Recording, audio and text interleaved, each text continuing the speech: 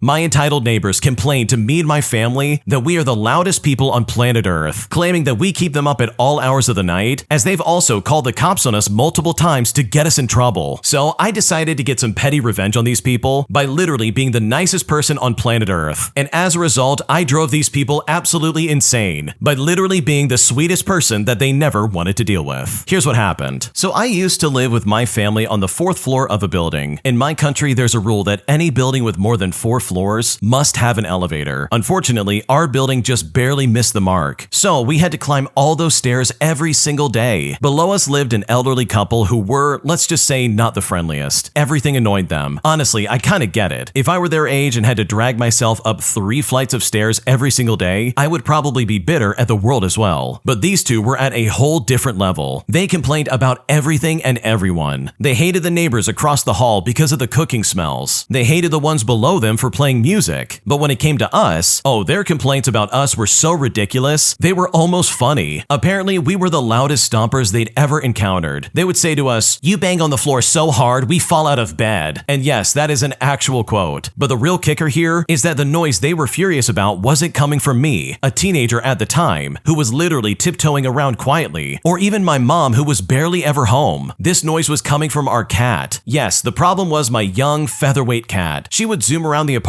like a rocket. Sure, she was lively, but she mostly ran around during the day. At night, she would cuddle up with me under the blanket and sleep peacefully. There's no way she's making earth-shaking noise. But the downstairs neighbors wouldn't let it go. They started calling the police. Obviously, nothing came of it because, well, there was no actual noise. Then they started yelling at us whenever we crossed paths in the stairwell. It got so bad that I started dreading going home. And then one day I had an idea. A simple, brilliant idea. Whenever I saw them and they started screaming at me or making threats, I would just stand there for a moment listening very quietly. And then with the most polite, cheerful smile I could muster, I would say to them, "Good morning." And trust me, this threw them off every single time. Then I just keep walking and going about my day. If they kept yelling, I would turn back and smile even bigger. I would say to them, "Have a great day." And this became a routine. The next day and a few days later, when we would cross paths again, I'd see them bracing themselves and glaring at me. And I would still go to them and say, "Good morning." And it absolutely drove them insane. Now, in a building without an elevator, if we met at the bottom of the stairs, we would end up climbing the whole way together. And me, oh, I would make the most of it. Every few steps I'd turn back, flash them another sunny smile and say, "Good morning," and then I would wait for an answer. Now, they of course would hurl insults and profanities at me the entire time, but they had no choice. They had to keep climbing with me. And let me tell you, I was having the time of my life. This literally went on for years. We're talking like 3 or 4 to be exact. That is until they eventually passed away. And no, I don't feel guilty. I never said a single mean word to them. All I ever said was good morning and have a nice day. If they'd ever respond with anything even remotely civil, or if they'd even said one good morning back, I would have stopped. But they didn't, so I just kept going. Honestly, it amuses me to no end that you can literally take someone down with kindness. I love the way you handle this, and honestly, I just can't believe that these people were so toxic. First of all, if you're going to live in some kind of like apartment complex of some kind, then guess what? You're gonna have to deal with noise. And I'm not talking about noise in the middle of the night or some loud party that's going on at like 4 in the morning. Like, that is unreasonable and it absolutely needs to be punished. But everyday noise that happens throughout the day is completely normal. So for these people to be like, "Wow, you guys are so loud. You're the loudest stompers on planet Earth," as well as them basically hating everybody in the neighborhood, like, in my opinion, these people absolutely deserve some petty revenge. And no, before anyone says it, the original poster is not responsible for these people passing away. They were nasty old people whose clock was ticking as it is. And the fact that the original poster decided to fight fire with fire by literally being the most cheerful ray of sunshine these people never wanted to look at, in my opinion, is the best way they possibly could have handled this situation. If you like Am I the Jerk, you're probably going to love Am I the Genius. Check it out, link down below in the description. Also, go to amithejerk.com/submit if you would like to submit your own stories. My job is not scheduling me for any shifts at the restaurant I work at after I released my previous shifts last week just so I could get some breathing room. And now I'm starting to wonder if I might be fired or not, because at this point I don't know what to do. Here's what happened. Okay, for a bit of background, I was hired as a server. At hiring, I reluctantly agreed to bartend, and then a couple of months later, I reluctantly agreed to be a manager on duty if it was just 1 shift a week. Fast forward several months, and I'm now manager on duty 4 times a week, with usually 1 serving shift and 1 bar shift. Well, last Monday, I was called in to cover a manager shift for the assistant general manager. manager. On my way in, the general manager posts the manager schedule for that very week, and I was put on to manage the following 2 days. And this is after thinking I didn't have to manage this week finally. My back was in so much pain this night, and I was expecting not to work the next days, so I got really mad. I mean, I was raging mad. A couple of coworkers saw, but not my bosses. Tuesday rolls around, and I have to call out for the first time since I started this job. Because seriously, even standing is painful. On Wednesday, I go in as a manager, and I have an awful day. And at this point, I'm reaching my breaking point. I released all my shifts, namely bar, server, manager, and I didn't expect manager shifts to be picked up because there's no one to take them, but I was just throwing out a hint. My other shifts were taken, so I now have no more scheduled shifts this week, except for being the manager on duty on Sunday. On Thursday, my scheduled day off, my general manager is calling and texting, but my phone is completely off. On Friday, I have another day off and my phone remains off. On Saturday, it's another day off, and I now text my general manager back, saying to them, I'm just releasing everything to see what gets taken. I need some breathing room. I intend to work what I'm scheduled for, and we can talk when I see you next. And wouldn't you know it, my manager shift is still released but not picked up. On Sunday, my manager on duty shift starts at 4:00 p.m. I get in my car at about 3, pull up the schedule and go to unrelease the shift before I leave, and in that very moment, it disappears, along with next week's manager on duty shifts. So I'm off today too. Well, the next day on Monday, the bartender calls out and they ask me to come in to help out, but I just didn't even respond. It was too late in the day when I saw it anyways, but I never said anything. And now by today on Tuesday, the general manager posts the newest schedule, and I have literally no shifts of any kind. So seriously, is she being petty back to me because I didn't help them or call them yesterday? Or is she possibly waiting to schedule me for anything until she knows whether I'm quitting or not? Either way, I haven't done anything wrong, right? I feel like I've played by the rules from an HR perspective. Like I don't have to answer your calls if I'm not scheduled. I'm not salaried. So am I being too dense, or is this something that I need to worry about? Because right now I don't know what to do. Okay, honestly, I understand that you're like really stressed out about work, but that really should have been like communicated to your manager. You should say to them that, hey, I really need to have some time off because this is killing me. But instead, you released all of your shifts and then you just didn't respond to any messages. And sure, you played it by the book and you said, well, I don't have to answer your messages. But then they can turn around and be like, well, we don't have to schedule you if that's the case. Like if you really want to play by the rules, then trust me, they can do the exact same thing. So while I don't think either of you are out of line, I do think it's time to maybe say something before you lose your job. Because I really believe that just some simple communication can seriously go a long way. I turned down my friend and colleague after he confessed his love for me one night while I was walking home. But now, as a result, he's turned into an absolute monster at work, constantly talking back to me and even going as far as calling me a narcissistic coward behind my back. And now my work environment is slowly becoming a hostile work environment, and at this point, I don't know what to do. Here's what happened. Okay, for a bit of context, I'm a 22-year-old female, and my colleague, who we will call Kevin, is 25 years old, and we've worked together for about a year. He actually left and returned to work again, but that's how long we've known each other. We've always been friendly and have hung out with others socially, and we have established a friend group. This group of friends of ours has hung out numerous times, celebrated birthdays and other milestones together, confided in one another, etc. Now at work, I am actually the supervisor, but that doesn't really affect friendships at work, and everybody is super chill. I am also the youngest in the group, with ages between 22 and 31. It's a very diverse friend group with all different backgrounds. A few months ago, our friends made me aware of the fact that he has romantic feelings for me. This was surprising, as I genuinely had no idea. I am bad at signs and hints, and honestly, nothing had ever happened between us. Even as friends, we were not ever super close, and he made not much of an effort to know me more personally. Apparently, he brought me up often in conversation and seemed smitten, but never went into the topic in any detail, just seemed to have a small crush. I didn't really change any behavior towards him after knowing, because he hadn't approached me himself. We were just normal friends and it was fine. One day after we all hung out, maybe 2 months ago, he walked me home and asked if I was okay and if I had been avoiding him or if I felt upset with him. I said no and apologized if I made him feel that way, because this was related to my own work and personal life, but I did re-emphasize that we were fine. He then said to me, okay, well, I thought you were avoiding me because I love you. Well, I was speechless for a minute and then I asked him why. His only answer was to say, you are the cutest creature on the earth. Now, it may be worth noting that English is his second language, but regardless, his profession felt very, very surface level. It happens and I understand, but it is disheartening that he doesn't even think about how I am as a person. Anyways, he told me, you don't have to say the same back, it's okay. I told him I don't feel the same, but I care for him as a friend all the same, and he was still very special special in my life. It was mildly awkward for a few days after this, but we went back to normal and everything was fine. Well, suddenly within the last 2 weeks, he has become incredibly irritated and angry at me. It is affecting our working relationship also, and he has been disrespectful, not listening to my requests or my directions. He's been stonewalling me and in return telling me what to do. Again, at work, I am his senior, and in some moments I will direct people in what they do to ensure efficiency and to help them. It's literally my job, and I am very polite and soft-spoken at work. I will only become firm if my team members do not listen to me or if they argue back, which he does at times, but I never got excessively upset or anything. I just stayed as firm and assertive as possible. Well, apparently he has told our mutual friend that I'm a narcissistic coward and what I've done is irreparable, but I genuinely just do not understand. Sometimes I send memes to our group chat about being late or drinking, and for reference, we are all late to everything, and we drink just a little bit, and it's all just lighthearted and fun. But he has left the chat 3 times after I send these memes, which I never thought too hard about, but I'm considering recently that he is misinterpreting my actions and words. Our friend has also mentioned his perception of the situation, and they think that Kevin is taking everything personally and not thinking that he is in the anger phase. I just feel sad that my friend has become so nasty, doesn't respect my job, and is trying to turn our friends against me. They all understand me because he's been rude to everybody at work, but it is just worse with me. I also actually have a lot of other personal things happening, which is impacting my mental health, but this situation is just the final straw that is absolutely breaking me. I feel it's such a loss because as much as I can make observations about his behavior, the situation does not seem to warrant this severe of a behavioral change. His behavior has been so bad at work, my colleagues gave him a disciplinary meeting, all because he has been so unprofessional. And as a side note, it was at their own insistence and not mine. My friend has told me that Kevin wants an apology and distance between our relationship, but I just don't understand why. He seems to shift any blame onto me without taking any accountability for how he's been behaving. Our friends and new colleagues have continued to approach me saying that they are worried or even uncomfortable around Kevin due to his behavior at work. Again, reflecting, I can't really think of anything that has happened. I have acted normally as his friend and also his supervisor, but he is not very keen on listening to me as his supervisor anymore. And to be honest, he never was. I mean, I am younger, but does that really warrant disrespect? Not to mention the stonewalling that I'm experiencing. Is he just taking things personally and it's all just a big misunderstanding? Is it even worth mending the friendship if it's gotten this bad? Would a better friend just talk to me about the issue that they have? Or is it normal to not want to discuss things? He has some stress outside of work in his personal life, but why is he lashing out at me? I will note that he does also drink quite a bit, which perhaps is skewing his perspective. So at this point, I feel very frustrated and I now don't know what to do. Okay, Kevin is an absolute jerk. This guy's acting this way because you turned him down. He clearly had a crush on you and you said, hey, I don't feel that way about you. Sorry, it's not gonna work. So now he has to go around and basically deal with the fact that you're not only his supervisor, but also you don't like him like that. And that is the only reason he's acting this way. He didn't want to be your friend. In fact, he probably doesn't want to be your friend now. That's why he's left that group chat, what, 3 times already? And now he's probably sitting there being like, oh wow, she's taking shots at me. Where he's probably reading way too much into everything you're doing, making some kind of assumption about your character based off of like group chats. And it's like, no, this is not that deep and nobody cares that much. So if I was in your shoes, I would go straight to human resources. I would say, screw this, I'm not going to be treated this way, and I would go straight over his head. You've tried to do your job and be polite and be friendly with him, but he's the one who decided to go behind your back and start name calling. Not to mention the fact that he's treating other people like garbage, and his other colleagues started a disciplinary meeting with him. Like, this clearly has nothing to do with you. This guy is crashing out hard because you rejected him, and he's taking it out on everybody else around him. And if he's not careful, he's gonna lose his job. Like, people get fired for this kind of stuff all the time. He's creating a hostile work environment, and that is not fair. And for me, the icing on this cake is the fact that he expects you to apologize to him. But seriously, you've done nothing wrong. You haven't hurt this guy in any way. You just turned him down. You said, hey, I don't feel this way and I just want to be friends. If anyone needs to apologize, it's Kevin in this story. So hopefully this gets worked out in your favor, because the way Kevin's acting, in my opinion, is absolutely insane. My husband forgets to pick me up from work simply because he slept through his alarm, forcing me to walk home. And now, after I expressed my frustration, he tried to blame it on me after I forgot my phone at home, claiming that if I just called him from my cell phone, he would have answered and come and pick me up right away. But right now, I'm incredibly frustrated, and at this point, I don't know what to do. Here's what happened. So today, I realized I forgot my phone at home while my spouse was driving me to work. I don't need it for my work, so it's usually not a big deal. deal. Since our supervisor was kind enough to let us have half a day off for Christmas Eve, my spouse offered to pick me up after my morning shift at 12:20 p.m. He had been up late the night before and said he would set his alarm for that time. I confirmed again over Messenger, and he said he'd wake up at 12:20 and come get me. Fast forward and 12:20 rolls around, and I have finished up all of my work. And at this point, I wait to hear from him that he's on his way. 12:30 rolls around, and still I get nothing. Since I didn't have my cell phone on me, I called from a work landline a few times, but I got no answer. Now, I figured he may be showering or getting ready, so I do some organizing and other work while I'm waiting. 12:45 comes around and still nothing. So I call more times and I still get no answer. I even sent more messages on my messenger, but still I didn't get anything. I then decide to run 2 quick errands and hope that he will get back to me. When I come back to my workplace at about 1 o'clock, I still hear nothing from him. I try to call again and send messages, and eventually I give up at around 1:15 p.m. and I just decide to walk home. When I arrive home, he is fast asleep, and when he awakens and notices me, he says, "Oh no." He said he slept through his alarm, obviously. However, this is not a first-time occurrence, and I'm so annoyed. I tell him that I need him to be reliable when he says he's going to do something, or if he doesn't believe that he can, then he should not make the offer in the first place. He then tells me that it's my fault for leaving my phone at home, that I could have called him easier if I didn't forget it. For reference, he has his phone set so that if I call more than twice in a short period, it goes through even on silent. He also then said that he was up late doing errands, so I should give him grace and just let it go. At this point, I now feel bad for mentioning how I feel, and I feel like I'm the one at fault here. So seriously, am I the one at fault for leaving my phone and not calling him in a way that he would respond to? Because right now, I seriously am very frustrated. Okay, first of all, anyone ever trying to say that you're the jerk in this situation is crazy. Namely, your husband. Your husband is out of his mind if he thinks this is somehow not his fault. Listen, I've gone to work before and I've forgotten my phone plenty of times. It happens to the best of us, and it honestly is not the end of the world. But for this guy to seriously sit there and be like, "Oh, this is your fault for forgetting your phone. If you just called me from your cell, I would have picked up right away." But it's like, wait a second, why are we shifting the blame here? The real solution here is this guy actually setting his alarm and doing what he needs to do so he can pick up his wife. I mean, this poor lady had to literally walk home. How is that fair for literally anybody in this situation? He's trying to shift the blame as if this is somehow your fault, but he's the one who offered to pick you up in the first place. And it's like, seriously, if you're gonna offer that, then you better follow through. So no, you're definitely not the jerk for forgetting your phone, and the fact that your husband is trying to pin that on you, in my opinion, is incredibly toxic. Today, I messed up by eating wedding cake that was definitely not for me, as I slowly realized that cake had sentimental value, leaving me in a state of panic as I nearly got into a lot of trouble. Here's what happened. Okay, so this happened back when I was 8 years old, and it happened over the course of a few weeks, give or take. So when I was 8 years old, my cousin got married. In my culture, you don't serve the wedding cake to the guests. Instead, the tiers are given out to the bride's family, the groom's family, and one special tier. I then came to find out that the special tier was for a small ceremony after the first 100 days of the wedding. And honestly, how the cake is meant to last that long without going bad, I truly do not know even to this day. Anyways, a few weeks after the wedding, I found the cake in my aunt's bedroom. My sweet tooth instincts recognized the box right away, and lo and behold, it was a cake. I resisted for a few hours, honestly, but the cake kept calling for me, so I took a bite out of it like a heathen. But that then left me with a problem. They will know that someone ate the cake. So I came up with an excellent plan. Turn the cake so that the bitten part out is not facing direct field of vision. Now, over the course of the 100 days, I took strategic bites out of the cake and eventually reduced it to crumbs and icing. I have a feeling I wasn't the only one sampling the contraband, but I honestly had no proof. By the time the 100-day anniversary came around, there was not much cake. The ceremony day comes along, and who does my aunt send to get the cake? You guessed it, it's me along with my sister. Now, I know there's no cake in that box, but I get up and go looking for it. I even innocently say, where's the cake? Making my aunt describe in more detail than is necessary the location of the box of crumbs. And yep, you can guess, the box is much lighter than expected, and my sister opens up the box. And it's then that we see there's no cake and just crumbs and icing. My sister's eyes then went wide, and panic sets in. She picked up the box and carried it to the living room to show everybody. Now at that point, the only upside was that the only people in this ceremony was immediate family members. To cut this short, everyone was shocked. Rats were somehow blamed, even though they didn't eat the box itself, and they had to get store-bought cake. Even though I still don't fully understand the role of the cake, but honestly, what do I know? I finally admitted to the bride this past Christmas, and she wasn't as mad as I thought she would be, but she did vow to eat my wedding cake or or have her kid do it when the time finally came along. So the lesson of the day is that you should never eat cake if you don't know what it's going to be used for, no matter how delicious the cake might look. Oh man, that is really funny. First of all, if they really didn't want you eating that cake, then they should have labeled that better. Why on earth would they keep that in the aunt's room? First of all, leaving cake out in the open like that and not even bothering to prevent it from getting dried out and gross, that is really weird, and I just don't think that's going to be very hygienic. I'm honestly surprised the original poster didn't get some horrifying stomachache for eating a 100-day-old cake. But you know what? Thankfully you didn't get in trouble, because this really is something that I could see any 8-year-old doing. When you subscribe, make sure to hit the bell to turn on notifications. To finish listening to all the stories, check out the playlist at the top of the description. And if you want some chill music to put on in the background, check out easymode.com. If you like Am I the Jerk, subscribe to Am I the Genius. Everything will be linked down below in the description.